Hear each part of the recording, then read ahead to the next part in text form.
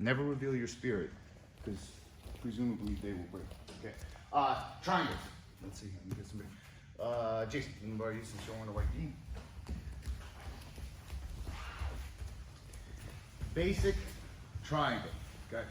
Whichever way I go into this triangle, okay, the fundamentals of a triangle are so. Let's say I go into it from a collar sleeve go up here. I go here. Here I push his bicep here. I need to pull him in so that my hips are closest to the joint that I'm attacking, which is the shoulder and the neck. My leg comes across, heel to knee, and you lock the triangle here. Oftentimes, the triangle will have a shoulder inside, which is going to make it harder to lock. But you have to deal with that. The next thing I have to do is I have to move the arm across. Well, what actually I do is I grab the head, because his initial defense is to look up. So I grab the head, control the head. I begin to move this across here, and I control the head. So as I control the head here, I need to keep locking that triangle. 2 hands on the head, and now I need to get an angle because it's a triangle, not a tri-straight. My left hand reaches my shin, and I like to use my forearm to control his head also, so that now I can begin to get the angle. I still need to keep this knee pinched as I get the angle here, and now essentially his shoulder is more on the outside. From here, I need to more or less crunch in, hug my leg, squeeze, and finish the triangle. The triangle is not this. The big man triangle is, but this is an actual triangle where you're creating compression with your knees, closing that hole, and the hole in which his arm and head sit. I want to press his head face, ideally his neck and his arm at an angle while I'm hugging my own leg, and I'm locking feet, pinching my knees, squeezing, and I'm crunching to choke it, okay? So these are the fundamentals of a triangle. So one more time. So we're here, here, here. 1, 2, 3, head, controlling the head, shin, even better here, moving it on this side here, here, and then I crunch in, and then I finish the triangle. All right. So, Jason, you watch? What? Good. You. So now Webb puts me in a triangle. Same way. Goes collar sleeve. There's just one basic way. Here, feet. This foot goes on the bicep here. The first thing that happens is your head gets locked in. Go ahead, put it in. Okay. From here, if I know that to finish it, I have to pull his head down, you have to begin to look up. Even if he locks his feet, it should be not a triangle, okay? Because from here, what I'm gonna be doing is looking up the whole time. This is about as far as I can look up, but the more I get my hips underneath his, underneath my shoulders and keep looking up, the more I put pressure on where his feet cross here. And I have to constantly keep looking up here. Because here he's already losing the triangle unless he pulls me down, okay? So from here, what I wanna do is I wanna keep looking up and pull my arm past this hip. Because the fundamental rule for triangles, it's either 2 in or 2 out. Either 2 in or 2 out. For me, you're stacking, whatever, but there's no triangle. There's no arm triangle, but that's a different story. So what I would like you guys to do is, as you're going into a triangle here, okay? So we're here, you broke your posture here, okay? From here, he puts you in a triangle, immediately start looking up. And I wanna apply pressure to this top leg. See how he can't even get around it? If I let him pull my head down, and down, he'll get that lock. And now that's a lot more problematic. It's not fatal, but it's a lot more problematic. Because he's got to keep my head down. So even if he locks it here, still I have to fight to keep the head up, because looking up puts pressure on the weakest part of the triangle, which is where the foot is under the knee. Because most don't do the triangle correctly. They keep their foot loose, that's under the knee, and it's very easy to put pressure on it. But even if Webb did the triangle the way I teach it, yeah, see how he got that angle?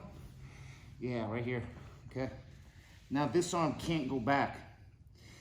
What I wanna do, I wanna put pressure on his feet. So I'm just gonna dive off to this side here, frame his hip here, and immediately grab his knee, and his foot's already open.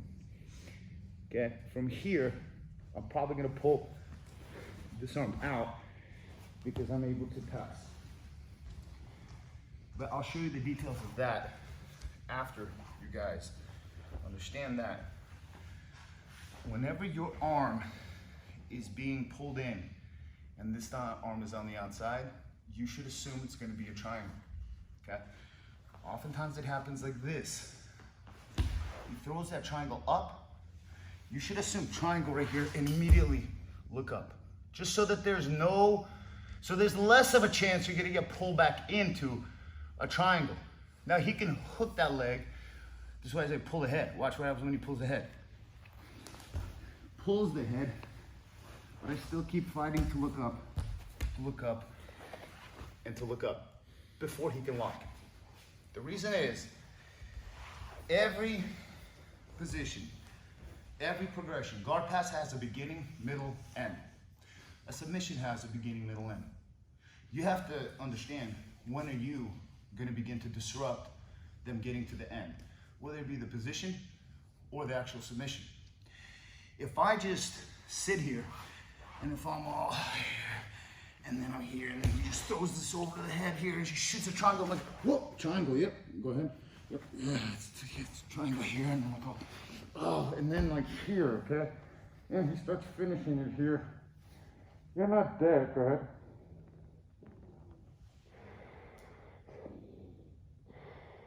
But it sucks. But see how he still can't quite finish it? Because he needs to get this angle better. He needs to get this leg around my head more. Yeah. Oh, shit. And now he needs to hook that in cross for it. Oh. Okay. That angle was a lot better. I can survive there, but it wasn't a lot of fun, okay? So, first thing you guys are gonna do is this. You have your posture here. He's just gonna open up his legs right here and keep them up. You're gonna put your hand right here. He's gonna grab the collar, and you wanna shoot that triangle where your hips shoot up.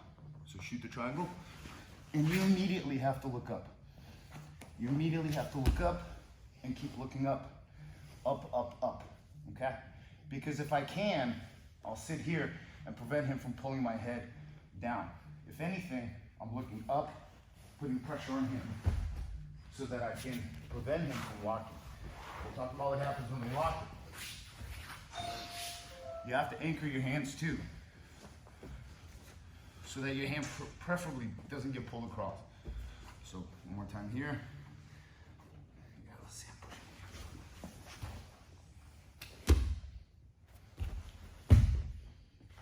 See, you can't even lock it. And from here to in, fine. To out, it's harder because oftentimes they're pulling the elbow. But if his hand's on the elbow, it's not pulling your head. So what you need to do is, you need to walk your hips in. Oftentimes to get your head up, you lift from here up, so your shoulders go above your hips. But then, if your head's being down, right here, you have to walk your hips in under your shoulders in order to gain posture here, okay? Because they're breaking your posture, all right? So one more time. Here, right here, that's fine, right here, shoot it. You can sit here, and you know, only thing that's in danger here, potentially, is this arm. But he doesn't have the angle here. And look, go right into a leg weave, right here. So one thing I just want you to feel is posture. Walk that foot in, okay? Hips, and just keep looking up and you'll feel them being unable to close shrug. At some point, they have to give it up. And you have to go either 2 in or 2 out. One last time.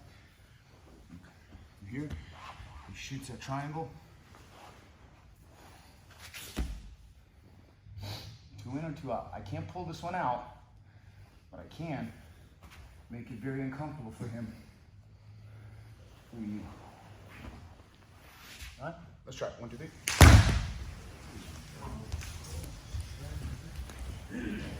The key is